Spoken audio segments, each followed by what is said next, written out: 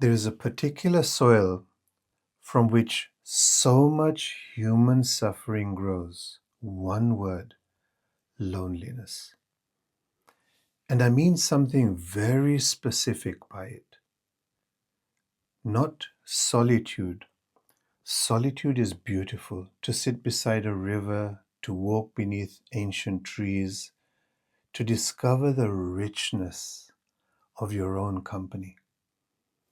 Every contemplative heart must eventually learn to love solitude.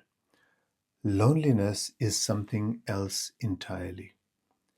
It is not the absence of people, it is the absence of belonging, a quiet fracturing not only from others but gradually, almost imperceptibly, from yourself, until thought becomes your only companion, until every silence must be filled, until the sense of being fundamentally separate from life, from others, from your own depths feels less like a condition and more like simply the way things are.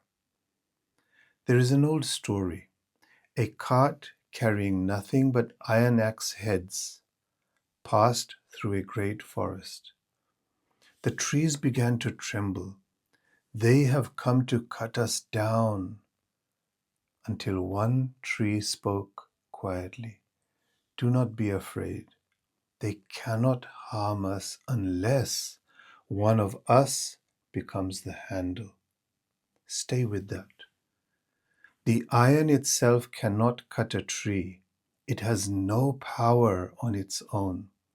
Only when the wood forgets it belongs to the forest, only when one part of the forest unconsciously becomes the instrument of its own separation, does the axe gain its power.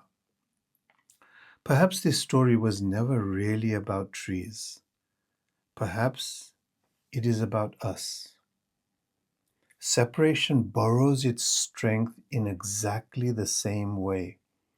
Every time we believe I exist apart, every time the conditioned mind convinces us that we are fundamentally alone, living in a world that is fundamentally other, the handle is carved, the axe swings, and the suffering that follows feels like something the world has done to us, when in truth it began the moment we forgot what we belong to. The pattern becomes the only reality the mind can recognize. The forest forgets it is a forest and begins to see itself as nothing more than separate trees. The illusion that the tree was ever separate from the forest. The sages gave this recognition a beautiful name, Vasudhaiva Kutumbakam. The whole world is one family. Look carefully. Everything that is truly universal is one. What color is the air? What religion does water belong to? What nationality is sunlight? What creed flows through your blood? The wind does not choose whose lungs it will enter. The rain does not ask for your beliefs. The sun does not shine on one nation more than another. Life has never divided itself, only thought has. This is not a political ideal. It is not wishful thinking. It is not even a philosophy. It is a recognition that beneath every face, every language, every culture, every joy, every sorrow, the same life is quietly living itself. From aham bhava, I am, to vayam bhava, we are. And finally, to Tat Twamasi, you are that. Not because I became we, but because the one was never truly divided.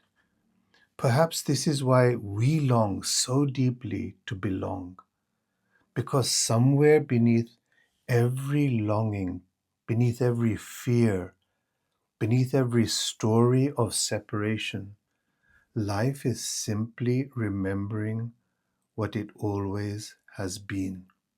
A forest that briefly forgot it was a forest. And perhaps awakening is not becoming someone new. It is the quiet joy of remembering that you were never a separate tree. You are always the forest.